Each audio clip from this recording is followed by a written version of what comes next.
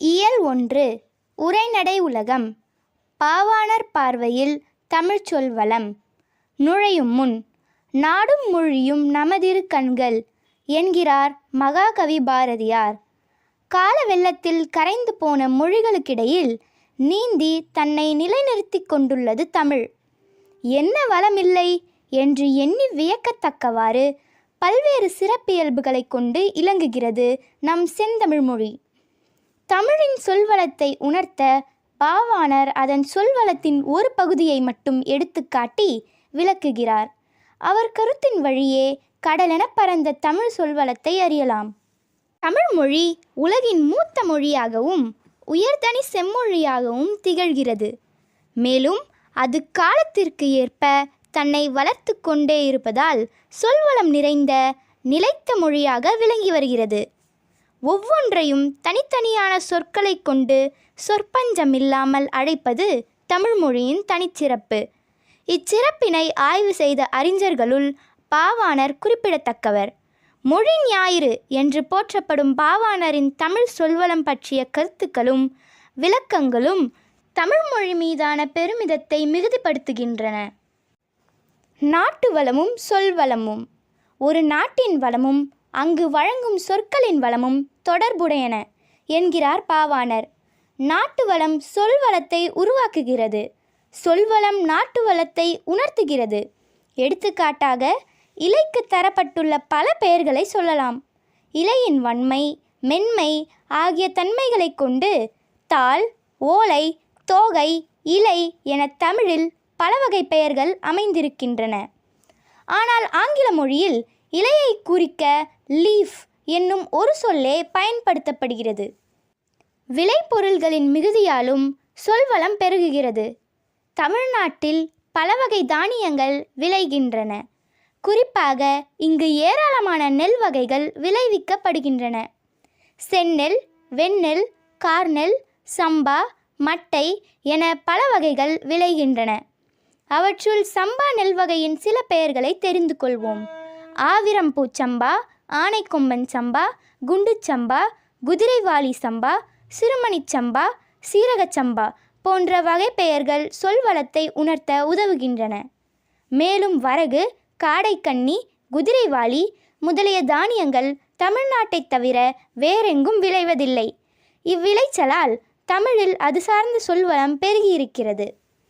பயிர்களின் அடிப்பகுதி, கிளைப்பகுதி, இலை, காய், கனி, தோல், மணி, இளம்பயிர் முதலானவற்றை குறிப்பதற்கு ஏராளமான தமிழ் சொற்கள் உள்ளன. அவற்றை வகைப்படுத்துவதன் மூலம் தமிழ்ச் சொல்வளம் பாவாணரால் பதிவு செய்யப்பட்டுள்ளது. அடியின் பெயர் வகை. தாவரங்களின் அடிப்பகுதியை வெவ்வேறான சொற்களில் குறிப்பிடும் வழக்கம் பாவாணரால் எடுத்து காட்டப்பட்டுள்ளது. உங்களுக்கு தெரியுமா? உலகத்திலேயே ஒரு மொழிக்காக உலக மாநாடு நடத்திய முதல் நாடு மலேசியாவே. மாநாட்டுக்குரிய அம்முதல் மொழியும் தமிழே. பன்மொழி புலவர் க. அப்பாதுரையார். கிளைப்பெயர் வகை. தாவரங்களின் அடிப்பகுதியிலிருந்து கிளைத்து செல்லும் கிளைகளுக்கு தனித்தனி பெயர்கள் வழங்கப்படுகின்றன. அடிமரத்தினின்று பிரியும் மாபெரும் கிளை கவை எனப்படுகிறது. கவையிலிருந்து பிரிவது கொம்பு அல்லது கொப்பு. கொம்பிலிருந்து பிரிவது சிறு கிளை. கிளையிலிருந்து பிரிவது சினை. சினையிலிருந்து பிரிவது போத்து. போத்திலிருந்து பிரிவது குச்சி. குச்சியிலிருந்து பிரிவது இனுக்கு என்று பாவாணர் எடுத்து காட்டியுள்ளார். இலைப்பெயர் வகை. ஒவ்வொரு தாவரத்தின் இலைக்கும் வேறு பெயர் இருப்பதும் காய்ந்த இலைக்கு கூட வேறு பெயர் இருப்பதும் இவரால் எடுத்து காட்டப்பட்டுள்ளன. வேப்ப இலை, புலி, வேம்பு இலை. நெல் தாள், நெல், புல், தாள். சோளத்தோகை, சோளம், கரும்பு, தோகை. பனையோலை, தென்னை, பனை, ஓலை. காய்ந்த தாள் தோகையை குறிப்பது சண்டு என்றும் காய்ந்த இலையை குறிப்பது சருகு என்றும் அழைக்கப்படுவதையும் இவர் நுட்பமாக எடுத்து காட்டுகிறார். குலைப்பெயர் வகை. காய்கள், கனிகள் ஆகியன மொத்தமாக தொகுதியாக காய்த்திருப்பதற்கும் தாவரங்களுக்கு ஏற்ப வேறு வேறு பெயர்கள் வழங்கப்பட்டு வருகின்றன. அவரை கொத்து, அவரை துவரை, கொத்து. கொடி, முந்திரி, திராட்சை, குலை. வாழைத்தாறு, கேழ்வரகு, கதிர். பழத்தோலின் பெயர் வகை. பல்வேறு பழங்களின் மேற்பகுதியை குறிக்க வேறு வேறு சொற்கள் உள்ளதை அறிந்து கொள்ள முடிகிறது. மிக மெல்லிய பழத்தோல் வகை தொளி எனப்படுகிறது. பழத்தோலின் மேற்பகுதி திண்ணமாக இருந்தால் தோல், வன்மையாக இருந்தால் ஓடு எனப்படுகிறது. முழுச்சுரையின் ஓடு குடுக்கை என்றும் தேங்காய் நெற்றின் மேற்பகுதி மட்டை என்றும் வழங்கப்படுகின்றன. மணிப்பெயர் வகை. தானியங்கள் என்று பொதுவாக நாம் அறிந்தவற்றிற்கும் வேறு வேறு பெயர்கள் உள்ளன. தாவரங்களில் விளையும் தானியங்களை மணி என்போம். இந்த மணி என்பதற்கு பல்வேறு பெயர்கள் உள்ளன. தானியங்கள்: நெல், புல், கம்பு முதலிய தானியங்கள் கூலம். அவரை, உளுந்து, பயிறு. வேர்க்கடலை, கொண்டை கடலை, கடலை. கத்தரி, மிளகாய், விதை. புளி, காஞ்சிரை, நச்சுமரம், காள். வேம்பு, ஆமணக்கு, முத்து. மா, பனை, கொட்டை.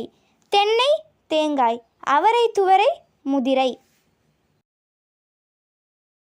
இளம் பயிர்களின் பெயர் வகை.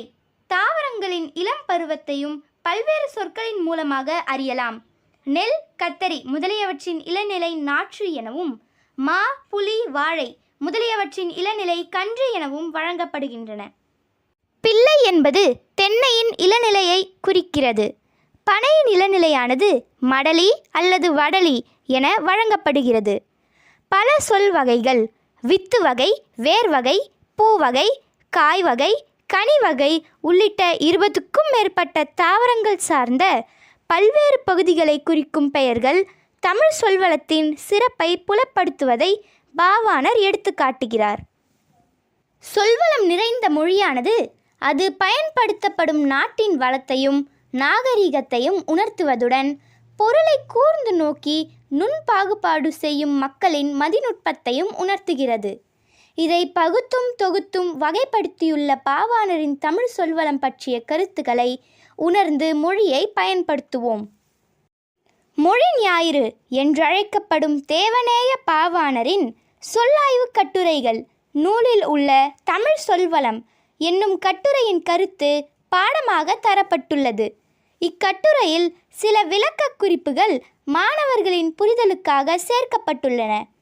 பல்வேறு இலக்கண கட்டுரைகளையும் மொழி ஆராய்ச்சி கட்டுரைகளையும் எழுதிய பாவாணர் தமிழ் சொல்லாராய்ச்சியில் உச்சம் தொட்டவர்.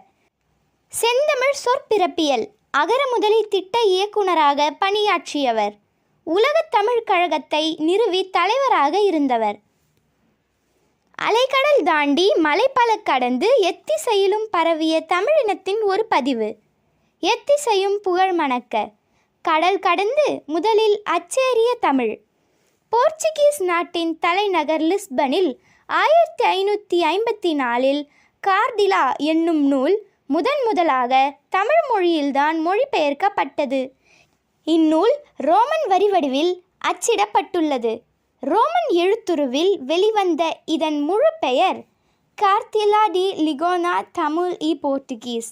அது அன்றைய காலத்திலேயே 2 வண்ணங்களில் மாறி மாறி நேர்த்தியாக அச்சிடப்பட்டுள்ளது. இந்திய மொழிகளிலேயே மேலை நாட்டு எழுத்துருவில் முதலில் அச்சேறியது தமிழ்தான்.